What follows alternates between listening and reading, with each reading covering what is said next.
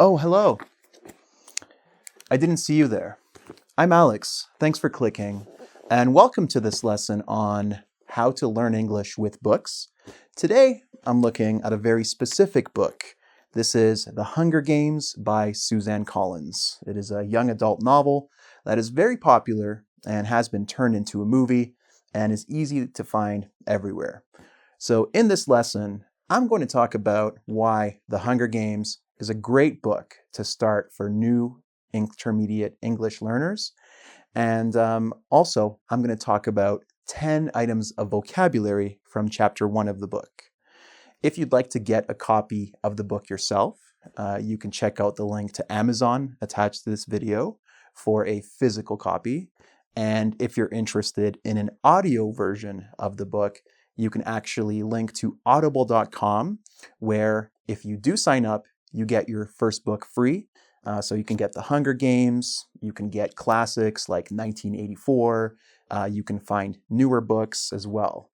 So if you're interested in that, check out the links attached to the video. And now, let the games begin. So like I mentioned, The Hunger Games is a good book for intermediate English students for a number of reasons. First of all, The Hunger Games is written in the first person. So there is a lot of I, just like you normally speak in everyday life, where the most common personal pronoun you use is probably I. Second of all, it is written in the present tense. Now, I don't mean that the book doesn't have future tense or past tense or conditionals. It has all those things. But the primary tense it uses with the character speaking is the present. So now I'm going to read you the first paragraph of the book so you can see what I mean.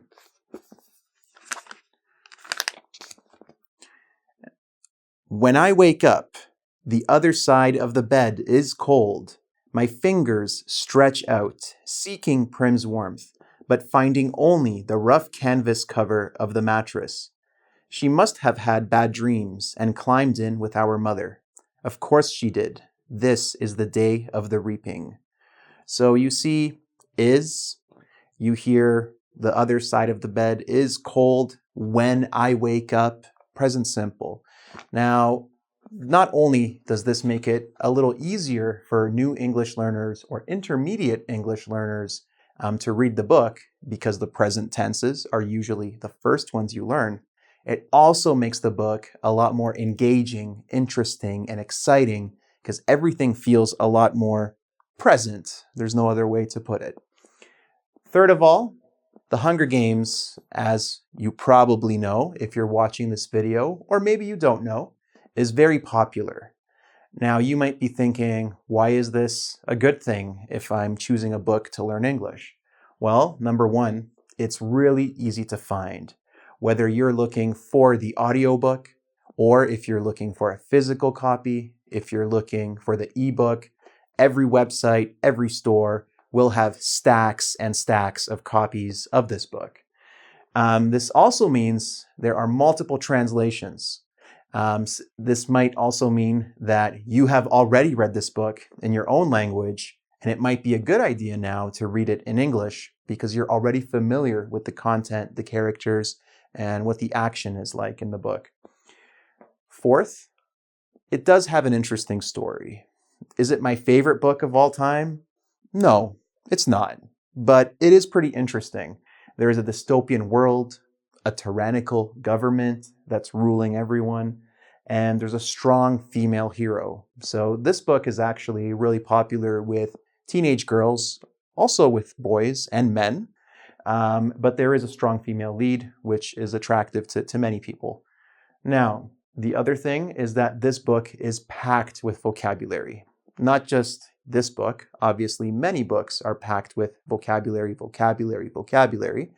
And what I recommend, especially if you do buy a physical copy of this book, is that you use it like a notebook. Be ready to just write in it, write vocabulary all over the place, write translations. If you want to write, the Spanish translation, the Portuguese translation, the Farsi translation, the Arabic translation. So it makes sense to you. Now, I can speak from this from a personal level because I am currently reading The Hunger Games, but I'm reading it in French as I am studying French. And I'm only about 5 pages in, but those first 5 pages are just filled with notes in pencil that I have left. And I'm writing all over it. I'm treating it like a notebook. Normally I take good care of my books and I think, oh, my book, it must be in perfect condition. But if you're learning a language, when you buy a book, you use it like a notebook. You write all over it. It makes it much more personal for you, and it will help you to learn the vocabulary and the grammar a lot quicker. And speaking of vocabulary, let's look at some words from Chapter 1 of The Hunger Games. Okay, so the first word we are going to look at from Chapter 1 of The Hunger Games is swollen. Swollen is an adjective that means enlarged due to internal pressure. It sounds complicated, but as soon as I describe it, you'll get it. For example, his ankle looked swollen for 3 days after he twisted it. So a part of your body can be swollen when it is twisted or it becomes enlarged. If you have an allergy, for example, your neck might become swollen. If you twist your ankle when you're running, the ankle gets bigger, it gets swollen. Okay? So just repeat after me, swollen. Okay, good. Let's continue to the next one, which is a phrasal verb. Now, this phrasal verb is blurt out. Blurt out means to say something suddenly without thinking about it. So if you just say something and you don't really think about it, you blurt it out. For example, you can't just blurt out anything that pops into your head. So if you're, having a fight with your boyfriend or your girlfriend and you suddenly blurt something out that is a secret, like, I've been cheating on you, because you feel so guilty, it's probably not a good thing. But when you blurt something out, you say it without thinking because you're emotionally charged inside and you want it to come out. Next, upbeat. If you're an upbeat person, you're positive, you're happy, you're cheerful. So for example, she's always upbeat around the office. You see the prefix up and beat like boom, boom, boom, boom. If you're upbeat, right? You're positive, cheerful, happy, like, hey, how's it going? Hey, how's your day going? Things like this. So if you're upbeat, you're happy, cheerful, positive personality. So are you an upbeat person? Or are you someone who is, a little more subdued or sad in life? Which I'm sorry. So next, resemble. Resemble is a verb. If you resemble something or someone, to resemble means to be like or similar to. For example, he resembles his father. So this means maybe in his character, his personality. It can also mean in his looks, his appearance. He resembles his father. Okay? And finally, we have abandoned. This is an adjective or a past verb, which could mean to be left alone or deserted. Now, if you are deserted, abandoned, left alone, it means someone just, I'm going to drop this, abandoned you. Okay? So, for example, their parents abandoned them when they were 12. Maybe their parents were not happy people. They had a lot of things going on. They didn't like their kids. It could be a number of reasons. Maybe they had depression issues and the parents abandoned their children. This is a sad story. I don't know why I made this example. I'm very sorry, students. All right, let's look at 5 more pieces of vocabulary. Our next word is snob. Now, a snob is someone who acts superior, or who feels they have better taste than someone else. For example, you could be a movie snob, you could be a food snob, a video game snob, someone who feels your taste is better, than other people. For example, don't be a food snob. We're going to McDonald's, okay? You made lunch plans and your friend has a limited amount of money they can spend, and they said, I want to go to McDonald's. It's cheaper than going to this steak restaurant you recommended where I have to pay $50 for a steak, okay? So please don't be a food snob. We're going to McDonald's, end of story, all right? So don't be a snob. Next, we have a verb. This is ensure. So ensure, you see sure, ensure, make sure or make certain. So for example, please ensure you lock the door. We did this to ensure that everyone, would stay awake during the movie or something like that. Next, we have another verb, scrub. So when you think of scrub, you see the word rub in there. And scrub means to rub hard with a brush, a cloth, etc. So if you're doing like this, you're scrubbing the floor or scrubbing the wall or scrubbing your hands, okay? Now, this is usually on a hard surface. So for example, I hate scrubbing the toilet. If your toilet is very dirty and you have to get in there and scrub the toilet, okay? Next, this is an expression to keep tabs on someone or something. If you are keeping tabs on someone or on something, you are observing it carefully or you're keeping a record of something. For example, we need to keep tabs on how much we're spending.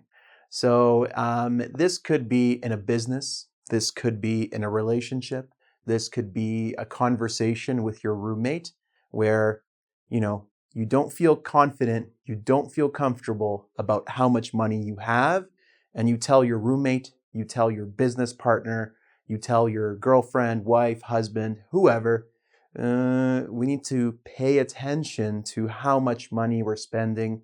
We need to keep tabs on how much we're spending. Track it, record it, pay careful attention, and observe our habits, okay? You can also keep tabs on a person. So, if you have been with a company for 5 years and there's a new employee, your boss might tell you, keep tabs on this guy, keep tabs on this girl, keep tabs on this one. This means pay attention to them. They are new. They might make mistakes more easily than you since you've been here for longer. So keep tabs on them. And finally, we have mercy. Mercy is a noun. It usually goes with the verb show, to show mercy. It means to show compassion or kindness. So, for example, they didn't show their enemies any mercy. So this means that in a war, one army showed no mercy, no compassion, no kindness for someone else. Imagine, if you are in a war or if you're in a fight with a person and you're losing the fight and you want them to stop, you might just say, I give up. Mercy, mercy, mercy.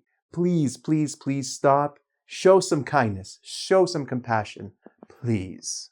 So today we looked at 10 words. Number 1, swollen. This means enlarged due to internal pressure. So if you have an allergic reaction to something, your hands can become swollen or your neck can become swollen. If you twist your ankle, your wrist, they can become swollen as well. Next, we have blurt out. So again, this is a phrasal verb that means to say something without thinking about it. You can blurt out your true feelings for someone like, I love you. Okay, you blurt out, you say it without thinking about it because it's inside you and it wants to come out. Next, upbeat. This is an adjective that means positive, happy, or cheerful. A person can have an upbeat personality. They can be an upbeat person in general, okay? A movie can even have an upbeat feel to it if it's a very positive movie, with light touches to it. Next, resemble is a verb that means to be like or similar to. So two songs can resemble each other, two people can resemble each other, two movies can resemble each other if they are similar. So as I said in the previous example, oh, he resembles his father, or you resemble someone I know, or she resembles her sister, looks like, or maybe acts like her sister. Next, abandoned, which means to be left alone or deserted. If someone abandons you, they leave you all by yourself, and usually they never come back. It's a very sad, dramatic word, if you remember the example we gave before. Next, snob. A snob is a person who acts like they're superior or like their tastes are better than yours. So we mentioned food snobs, movie snobs, you can have video game snobs, any type of snob, a person who feels they are better than you and have better taste than you at something. Next, ensure. Just see the word sure and think make sure, ensure, make sure, ensure, make sure, or make certain. Okay, so please ensure that you do the quiz after this video on engvid.com. Next, we have scrub. So to scrub, think of this action. Okay, to rub hard with a brush or cloth, etc. You have to scrub your bathroom, scrub the tub, scrub the toilet, scrub the floor, scrub your feet. Maybe your feet are really dirty. Next, to keep tabs on someone or something means to observe carefully or to keep a record. So if you keep tabs on someone, you're paying close attention to what they're doing. You can keep tabs on your spending, how much money you're spending, for example, as well. And finally, we have mercy, which is compassion or kindness. So this usually goes with the verb show, to show mercy, show compassion, show kindness. All right, so today we have been talking about The Hunger Games. If you would like to get an audio version of the book, you can check out the link to audible.com attached to this video. There, when you sign up, you can get your first book for free. Also, if you want to get a print copy of the book, don't forget to check out the Amazon link, which is also attached to this video. And as always, if you want to test your understanding of this material, check out the quiz on engvid.com. And if you like this video, like it, comment on it, subscribe to the YouTube channel, check me out on Twitter and Facebook. And one more thing, guys. So this is kind of a new video style that I'm trying, and I'd like to know if you guys enjoyed this talk about books and learning vocabulary through books. If you'd like to see more videos like this, where I look at a specific book, like 1984, or like The Chronicles of Narnia, or The Lord of the Rings, or something like this, also let me know in the comments, and we'll see what can happen after that. All right, till next time, thanks for clicking.